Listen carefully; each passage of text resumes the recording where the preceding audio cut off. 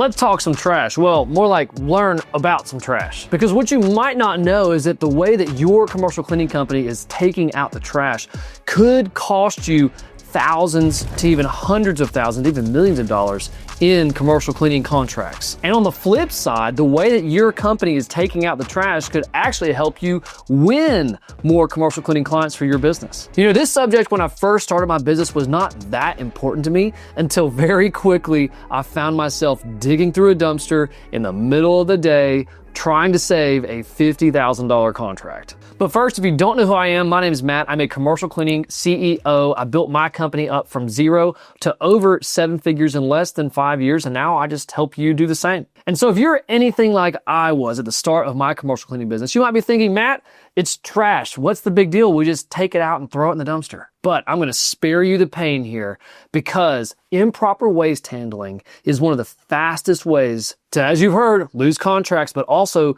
face lawsuits and ultimately destroy your company's reputation. So what you're going to get in this video is I'm going to walk you through 12 tips on how to properly dispose of the waste inside of your client's facility. So let's start with what 90% or so of commercial cleaning companies get wrong about going through and taking care of the waste in the facility. And that's that they just think it's about emptying bins into a trash can and taking it out to a dumpster. They think that it's all about efficiency and speed, which you don't want to take forever doing this. But what they're also setting themselves up for are potentially contract-ending mistakes. So here's the reality. Professional waste collection isn't about speed. It's about a systematic approach and the systematic procedures that you do as you are removing the waste from that facility. And it's being done in such a way that protects both you and your clients. And so when you get this right and your potential clients see this, it becomes an incredible competitive advantage for you. So here are some proven waste collection tips. First, yes, of course, the team needs to empty all the different trash bins into central collection bags, either on a cart or on a rolling bin. But here's a critical part. And unless you're in some large industrial facility where they have a massive rolling bin that can hold 12 to 20 bags or so in it that you've been pouring all the different waste into, you need to have a designated drop point for all of your collection bags. And it needs to have a tarp under it. The reason this is important is because some employees within the facility are going to have coffee in there, liquids in there, different types of food in there, and any other sort of waste that can leak through the bags. And the last thing that you want to find out is that your staff had set a bag on some carpet and it leaked out on that carpet and caused a massive stain. And it doesn't even have to be just carpet that gets affected. It can be any sort of floor type that can get sticky and it can get built up on it and it can trap all kinds of stuff. It just gets nasty and smells. Be sure that you have a tarp at each of your facilities where they can put these collection bags on until it's time to take those bags out to the dumpster. Because if they're having to shuttle out all of these bags constantly to the dumpster, that's very inefficient. What they need to do is be able to have a drop point that's safe where they can set the bags and then take it to the dumpster in a single trip. So avoid trash bag relay. It's not time to play games. It's time to get work done. Keep things efficient and keep things safe with a tarp. And next, this is where attention to detail matters. In some office environments, you may not need to empty all of the trash cans every single day because a lot of times they just put papers in there, or maybe they just want you to come through once a week, but just check on it daily. What you really want to look for in these situations is the presence of food and liquids or gum or anything that makes the bag inside or the can liner look wrinkly or just not smooth. You got to remember that you're a professional commercial cleaning service. So the image of their waste bins is very important. So empty those bins that have food in them, even if it's not the day to empty them. We still do that. And if it's a bin that typically never has food in it at any point, just a lot of papers cycle through there and things that aren't going to stain the bag, eventually that bag looks very worn and it can start looking a little weak and maybe some holes can happen in it. Go ahead and just change that liner out. And this actually leads to the next tip, and that is specifically in medical facilities, but this still applies to all the facilities. Whenever you do insert a new liner, make sure that your staff are pushing it all the way down to the very bottom. We've walked through multiple accounts, through our quote process where their can liners, their trash bags are almost, they're halfway down the bin, right? And so whenever someone drops something particularly heavy into there, it just pulls the bag in on itself, and then it's hard to throw anything in without the client having to fix the bag, or it tears through the bag and everything just kind of hangs there. It's just really inefficient, unprofessional, and it does not help the reputation of that company when the client is walking us through complaining about that. And not only whenever you're pushing it to the bottom like that, it allows you to give the edge around the top of the bin a nicer look. And if you can have your staff tie that off for any reason or tuck it, different bins have different shapes and ways to tuck the bags. And sometimes there's not a way. Just try to make it look presentable around the rim just for a couple seconds. And here is a non-negotiable that I see all kinds of commercial cleaning companies messing up. I can't tell you how many times during a walkthrough we've walked out to the dumpsters, and there's a recycling dumpster and a regular dumpster, and they open up the regular dumpster and there is tons of cardboard and recycling jammed into that regular dumpster. If you want to claim to be a professional commercial cleaning company and appeal to your clients, be sure that your staff keeps regular waste and recycling waste completely separate, and that they put them in their designated dumpsters. And you might not know this, but typically these facilities pay extra for the recycling dumpsters. They're usually more environmentally conscious. And so if they are making the investment for that extra dumpster, for recycling to be conscientious, and we're in there just throwing everything into the single dumpster that can have anything in it, then they're just wasting their money. And how does that make you look? So be sure that your staff are keeping those two separate. But there's also a list when it comes to removing waste from a facility of things you should not do.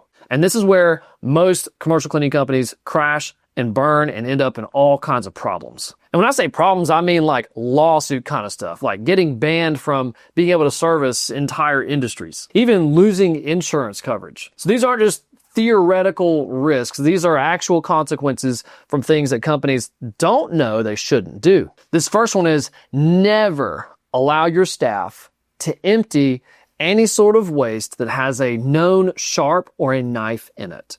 If there's a sharp that's like a needle used in medical procedures or to give shots, inject things, and of course we all know what a knife is. One injury because of improper sharps handling can lead to major workers' compensation issues and significant OSHA fines. Technically, the responsibility should fall on the client who improperly disposed of a sharp into the wrong bin, but they are aware of this typically because if they're a medical facility especially, they're aware of that risk, and they already have lawyers and procedures and plans lined up. Should there ever be an incident like this, they're going to try to avoid the fines and put it onto you. So make sure that your staff never ever throw away waste that has a sharp in it. The next violation is never ever empty shred bins or mess with red bag waste, or that's biohazard waste. Each of these are highly regulated in the way that they need to be handled because the shred bins contain private information about people's personal lives with their names, social security numbers. Typically, this is found in legal offices and in medical facilities, and there's probably some other industries as well. And then when it comes to red bag waste, this is organic material, again, typically in a medical facility that needs to be disposed of properly. Disposing of these like any normal waste will result in massive fines. It can get you fired on the spot and then a lawsuit coming your way really quick. Now, here's one that you may not think of. It's not really a legal violation, but it almost cost us one of our most favorite contracts, and it was because our client had to store some computer equipment. And so what they did is they put this computer equipment inside of a recycle bin. And our staff, just seeing the computer equipment and the phones and things in there, they're like, oh, they're throwing all this away. So our staff just took it out. Now, this is near the beginning of our business, and we learned about this very quickly. I received a call the next day. Where is all of our computer equipment that we were preparing to use? Did it get thrown away? Because we don't see the bin is empty that's sitting here. So guess what I was doing? I was out there dumpster diving, pulling out all of their computer equipment. And the rough thing was that dumpster was full. So the rule is if there's anything expensive inside of a waste bin, a recycle bin, anything, we're going to question it. If even it's not even in a bin, but it's in the typical deposit spot, right? They have some major pieces of furniture sometimes they throw away that's too big to fit inside of a waste bin inside the facility. Be sure to ask your client before anything happens, is this something you want us to throw away? 9 times out of 10, even an unreasonable client is going to understand why you didn't just throw away their whole desk or a computer system sitting there near the deposit spot. And all that you do is, if it is something that he's throwing away, then you can throw it away the next day if it needs to be then. Now here's another one, and this one also caused me to dumpster dive at the very beginning of my business. So I hope I'm saving you from some dumpster diving adventures.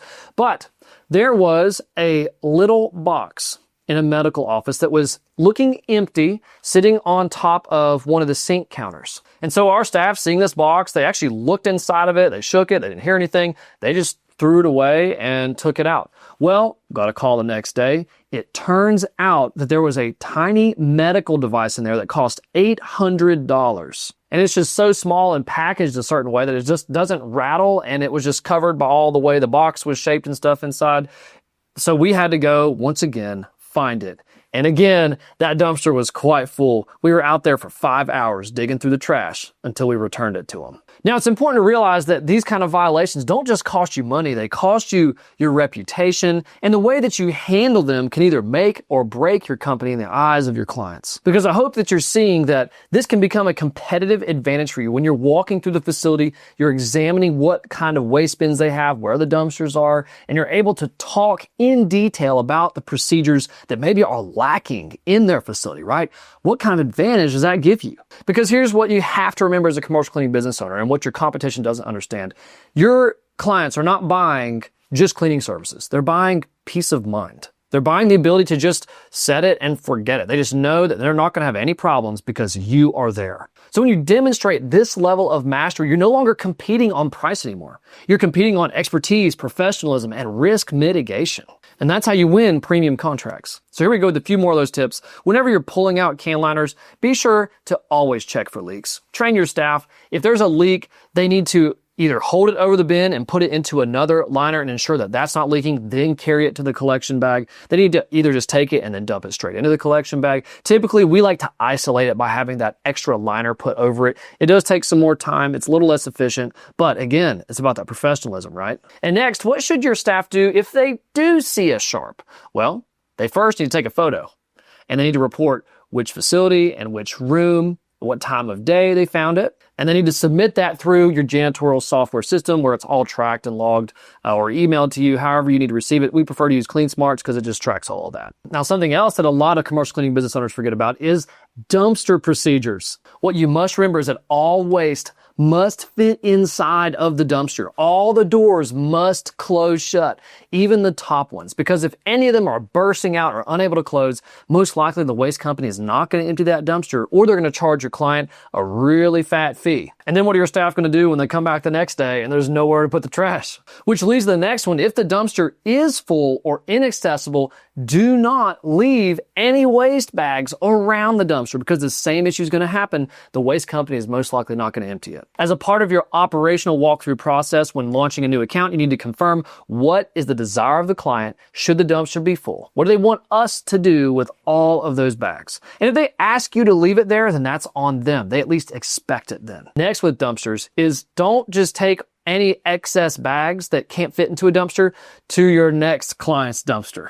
If you're ever caught doing this, this is considered a contract violation with their waste company, and it can cause all kinds of problems. Look, these are just some of the professional tips for waste handling, and you implement these into your commercial cleaning business, they're going to set you far and above your competition.